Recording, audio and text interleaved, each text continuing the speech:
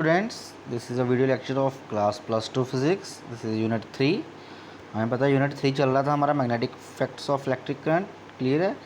तो आज हम आगे पढ़ेंगे जी हाँ कि शंट के बारे में पढ़ेंगे जी हाँ।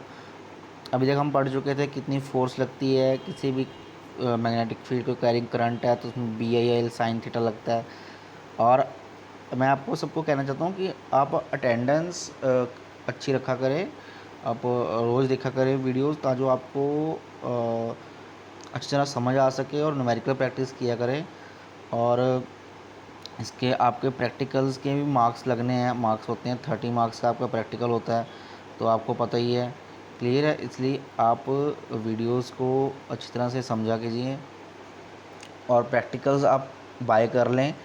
प्रैक्टिकल्स आप दिनेश की बाय कर लें ताकि आपको अच्छी तरह से समझ आ सके। ठीक है, दिनेश की आप बाय कर लें बुक्स और प्रैक्टिकल्स, और मुझे बताएं और मैं बताऊंगा आपको कौन कौन से प्रैक्टिकल आपने लिखने हैं। क्लियर है।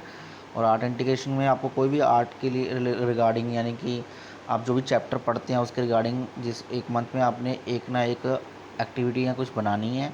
मतलब कोई भी सिंपल एक्टिविटीज़ आप बना सकते हैं जो भी आप पढ़ रहे हैं। जैसे टाइप्स ऑफ वायर्स होगी, आपने बोर्ड्स यूज़ कर सकते हैं, डिफरेंट टाइप्स ऑफ बोर्ड्स। ठीक है, डिफरेंट टाइप्स ऑफ रजिस्टर्स। ऐसे अपनी तरफ से आप कोई भी स्किल बेस्ड आर्ट इंटीग्रेशन कर सकते हैं। क्लियर है।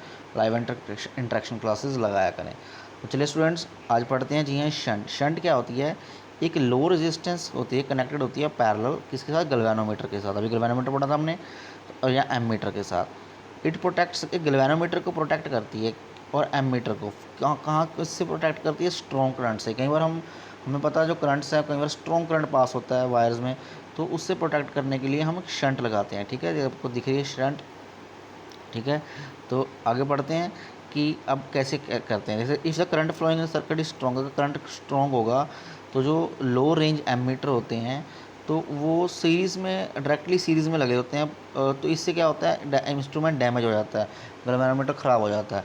तो इस डिफ़िकल्टी को ओवरकम करने के लिए हम एक लो रेजिस्टेंस, ध्यान रखना, लो रेजिस्टेंस शंट एक पैरेलल लगाते हैं इंस्ट्रूमेंट में। ठीक है, कि इंस्ट्रूमेंट होता है इसके साथ, इस इंस्ट्रूमेंट के साथ लगाते हैं।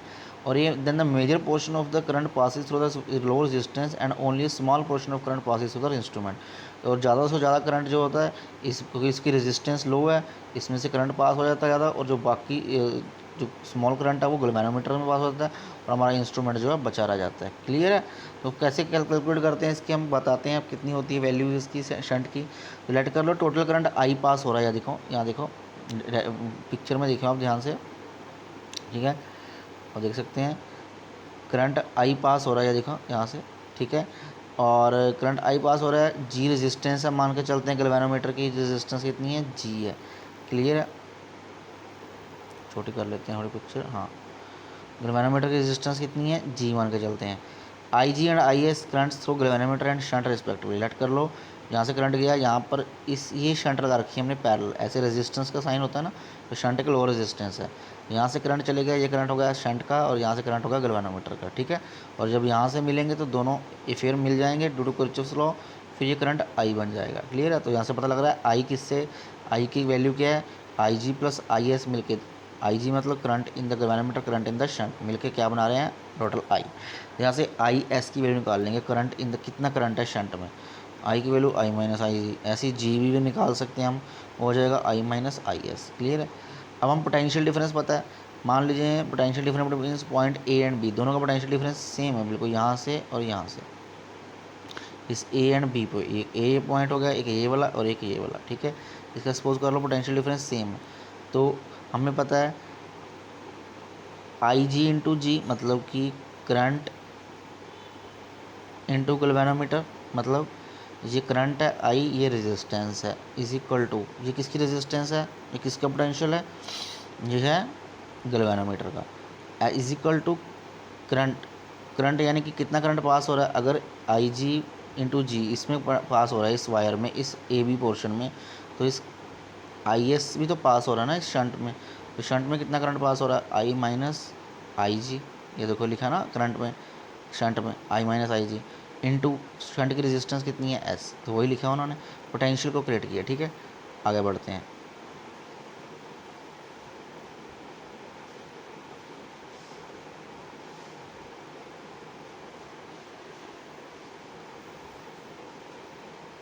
ठीक है, शंट हो गया। अब देखें आगे आई जी, अब हमने उसमें सॉल्व कर लिया ना, जो आई जी क्या था, I G into G is equal to I minus I G into S, ये था पिछले पोर्शन में।